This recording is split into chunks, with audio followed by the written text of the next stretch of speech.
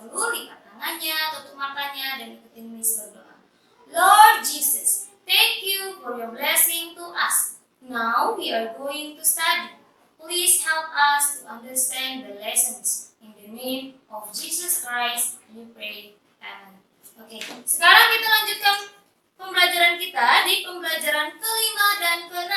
Sekarang kalian buka buku kalian di halaman 84. Nah, masih tentang wawancara. Wawancara itu biasanya berisi tentang pertanyaan-pertanyaan yang apa yang ingin diajukan untuk menggali informasi, memiliki tujuan untuk mengetahui banyak hal ya.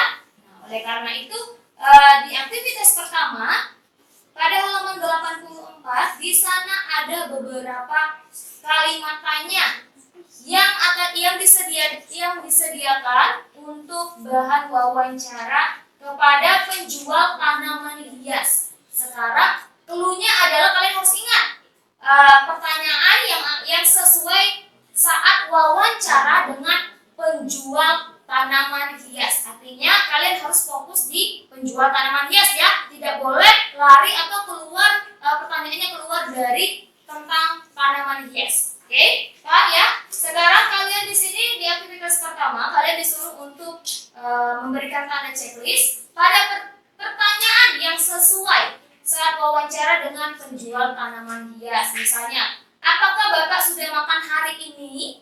Wah, itu perlu nggak ditanyakan kepada Bapak penjual tanaman hias? Tidak perlu. Artinya kalian berikan tanda silang, ya. Jadi sekarang kalian simak, kalian baca, kalian teliti untuk setiap pertanyaan-pertanyaan nomor 1 sampai dengan nomor 10, ya. Mana yang pertanyaan yang sesuai kalian berikan tanda centang. Oke, selanjutnya kita lanjutkan lagi di halaman 85. Pasangkan antara pertanyaan dengan jawaban yang tepat pada tabel berikut. Berarti kalian hanya disuruh untuk memasangkan mana pertanyaan atau mana jawaban yang sesuai atau yang berhubungan satu sama lain. Jadi di sebelah kiri ini pertanyaan, di sebelah kanannya adalah jawaban. Jadi kalian pilih misalnya apa yang kamu ketahui tentang reboisasi. Misalnya, apakah proses pengikisan tanah, terus di daratan tinggi dari perbukitan atau pegunungan, nggak nyambung ya, karena memiliki udara yang segar, terus penanaman kembali pada hutan yang gundul. Nah, lebih tepatnya adalah penanaman kembali pada hutan yang gundul. Jadi kalau ada pertanyaan, apa yang kamu ketahui tentang reboisasi? Jawabannya adalah penanaman kembali pada hutan yang gundul. Yang di bawahnya menjaga kelestarian tumbuhan dan hewan. Kurang tepat ya. Jadi mungkin yang lainnya adalah jawaban dari pertanyaan-pertanyaan sebelah kiri yang lainnya. Jadi kalian cari ya, mana yang sesuai pertanyaan dengan jawaban tersebut. Kerjakan 1 sampai 5.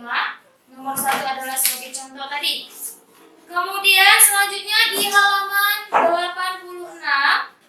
Nah, masih di aktivitas keempat masih tentang garis bilangan dalam bentuk penjumlahan, tapi kali ini dengan soal cerita. Dengan soal cerita yang artinya kita harus membaca soal terlebih dahulu. Ini kasih contoh ya. Nomor 1. Panjang pensil milik Ani adalah 10 cm. Panjang pensil miliknya adalah 8 cm. Yang ditanya, berapa panjang keseluruhan pensil Ani dan Nia? Artinya harus kita jumlahkan atau ditambah. Nah, kalau kita lihat dari titik-titiknya, berarti perhatikan yang pertama tadi pensil Ani ada 10 cm yang ini ya. Kemudian pensil Nia 8 cm. Artinya kita masukkan angka 10 ditambah dengan angka 8. 10 ditambah 8 berapa anak-anak? 18. Kalian masukkan jumlahnya 18. Kemudian kita cari bagaimana garis bilangannya yang benar. Nah, berarti kita harus lompat sebanyak yang pertama berapa? 10 kak? 10 kak. Dari sini 1, 2, 3, 4, 5, 6, 7, 8, 9, 10. dari sini sampai ke sini. Ya, ini adalah ukuran pensil milik Ani. Kemudian panjang pensil milik Nia 8. Kita fokusnya ya, kita lompat 8 kali dari angka 10. 1, 2, 3, 4, 5, 6, 7, 8. Stop dari sini. Dari angka 10 ke angka 18. Sama ya? Hasilnya adalah 18. Jadi 10 tambah 8 adalah 18, dan ini adalah cara mencari atau menuliskan bagaimana garis bilangan yang tepat. Kalian harus menuliskan garisnya dengan lurus, kemudian kalian berikan titik-titik dengan sama lebar ya, harus sejajar. Tidak boleh mencong-mencong, harus gunakan mistar. Oke, sekarang ini adalah contoh dari nomor 1 ya. Ini jawaban nomor 1. Kemudian sekarang kalian lanjutkan nomor 2 sampai dengan nomor 5. Oke, selanjutnya kalian buka halaman 88. Nah, perhatikan. Pertama kita disuruh mengamati gambar. Coba anak-anak perhatikan, itu ada gambar apa aja? Ada gambar kelas. Kelasnya bersih? Enggak. Kelasnya kok kotor. Ada sampah di bawah, terus sapunya jatuh, kemudian buku berserakan, pensil berserakan, banyak kertas, banyak sampah di bawahnya ya kan? Nah, yang artinya sekarang kita diminta tulislah peran murid ketika melihat ruang kelas yang kotor seperti gambar tersebut. Nah, kalau murid-murid itu berarti lebih dari satu. Kalau lebih dari satu artinya kita harus apa? Kerja sama. Namanya saja sudah kerja sama, artinya kita kerjakan secara bersama-sama. Kalau bekerja sama, satu orang atau lebih? Harus lebih. Kalau sendirian bukan kerja sama. Kemudian apa keuntungan dari kerja sama? Pekerjaan jadi cepat selesai, terus pekerjaannya jadi ringan, kemudian menumbuhkan persatuan dan masih banyak yang lainnya ya. Nah, kemudian Miss ingatkan sekali lagi, apa itu tugas? Tugas itu sama seperti kewajiban yang artinya kita harus lakukan dengan penuh tanggung jawab. Nanti kalau kita sudah lakukan dengan penuh tanggung jawab, setiap tugas, kewajiban kita, pasti nanti kita akan mendapatkan hak yang harus kita dapatkan. Nah, sekarang kalian tuliskan peran murid ketika melihat ruang kelas yang kotor seperti gambar berikut. Ya, kalian tuliskan tugas-tugas apa saja atau peran-peran apa saja yang murid-murid harus melakukan sesuai dengan gambar kelas yang kotor yang ada di atasnya.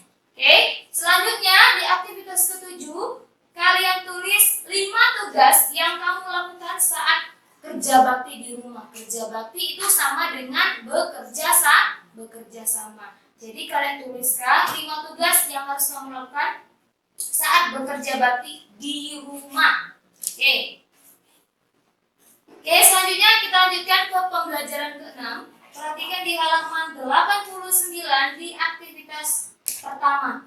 Nah, di sana kalian hanya disuruh untuk melengkapi kalimat rumpang. Nah, artinya kalimat itu masih ada titik-titik yang harus kita selesaikan menggunakan kata-kata yang tersedia. Di situ ada kata manis, disiram, penyiangan, putih, pemupukan. Nah, kalian masukkan mana kata yang sesuai atau mana kata yang lebih tepat untuk melengkapi kalimat-kalimat yang ada di bawahnya. Kalian selesaikan 1 sampai 5. Kemudian lanjut ke aktivitas ketiga di halaman 90. Nah, perhatikan. Di sana kita diminta untuk membuat pertanyaan. Hari-hari sebelumnya sudah jelaskan apa aja kata tanya itu dan apa aja fungsi dari kata tanya setiap masing-masing kata tanya tersebut. Oke?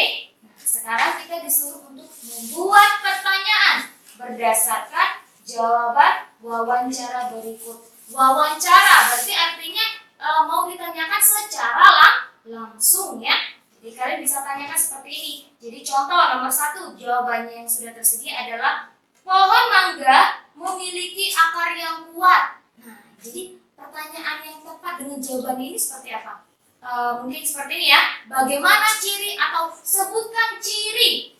Bukan ciri-ciri. Kalau ciri aja minta satu. Sesuai dengan jawaban ini kan? Jawabannya hanya satu. Ciri saja, bukan ciri-ciri. Jadi sebutkan ciri akar pohon mangga. Baru dijawab. Pohon mangga memiliki akar yang kuat. Itu contohnya ya. Sekarang kalian lanjutkan nomor 2 sampai dengan nomor 5. Oke. Sekarang kita lanjutkan lagi di halaman ke-92. Di halaman ke-92 hampir sama dengan yang ini ya, garis bilangan yang ini tentang penjumlahan dalam bentuk soal cerita. Ini saya akan bacakan terlebih dahulu ya. Panjang roti buaya pertama adalah 6 cm. Panjang roti buaya kedua adalah 7 cm. Yang ditanya, berapa panjang kedua roti tersebut? Artinya kita harus jumlahkan terlebih dahulu ya. Di situ tadi yang contoh yang pertama ada soal 6 cm, terus panjang yang kedua adalah 7 cm. 6 ditambah 7 berapa? 6 ditambah 7 adalah 13. Sekarang kita coba cari bagaimana garis bilangannya. Nah, pakai yang ini aja ya.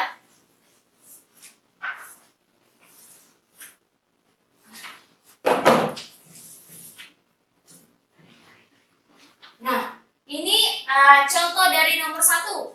6 ditambah 7 adalah 13. Kita lompat dulu. 6 kali. 1, 2, 3, 4, 5, 6. Artinya dari angka 0 ini sampai ke angka 6. Ini adalah untuk bilangan yang pertama, yaitu 6. Kemudian ditambah 7. Kita lompat lagi sebanyak 7 kali. 1, 2, 3, 4, 5, 6, dan 7. Dari angka 6 ke angka 13. Stopnya di angka berapa? 13. Sama kan? Hasilnya 13. Jadi 6 ditambah 7 adalah 13. Stopnya di angka 13. Oke, paham ya?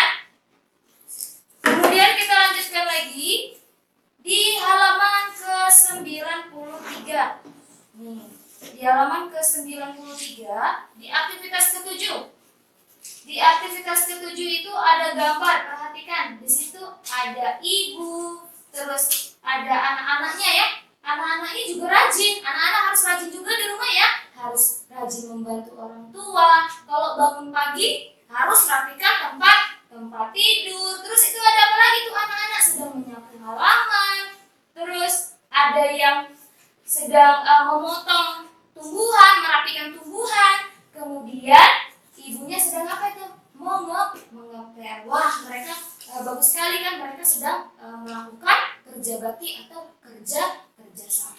Kalau kita melakukan kerja sama dengan banyak orang, otomatis pekerjaan menjadi cepat selesai. Coba kalau sendirian, kamu yang menyapu, kamu yang mengepel, kamu yang membereskan tempat tidur, kemudian kalau dari gambar ini apa? Memotong tumbuh-tumbuhan supaya rapi. Jadi bagaimana? Lebih capek kan? Jadi kalau dilakukan secara bersama-sama, maka pekerjaan akan menjadi lebih ringan. Kemudian coba perhatikan, mereka akur kan? Tuh, akan menumbuhkan persatuan. Sekarang kalian tuliskan peran anak saat berada di rumah pada gambar di atas. Jadi kalian tuliskan peran-peran anaknya ngapain aja itu berdasarkan gambar yang ada di atas. Oke, sampai sini paham ya? Kemudian di halaman 94 sampai dengan 96 di sana ada evaluasi subtema ketiga. Kalian kerjakan bagian A dan bagian B. Oke, paham ya? Kalau ada yang mau ditanyakan, kalian bisa tanyakan sama Miss langsung. Kita akhiri pembelajaran kita hari ini. Mari kita berdoa. Lipat tangannya, tutup matanya, dan ikuti Miss berdoa. Lord Jesus, thank you for your blessing to us. Now we are going to finish our study.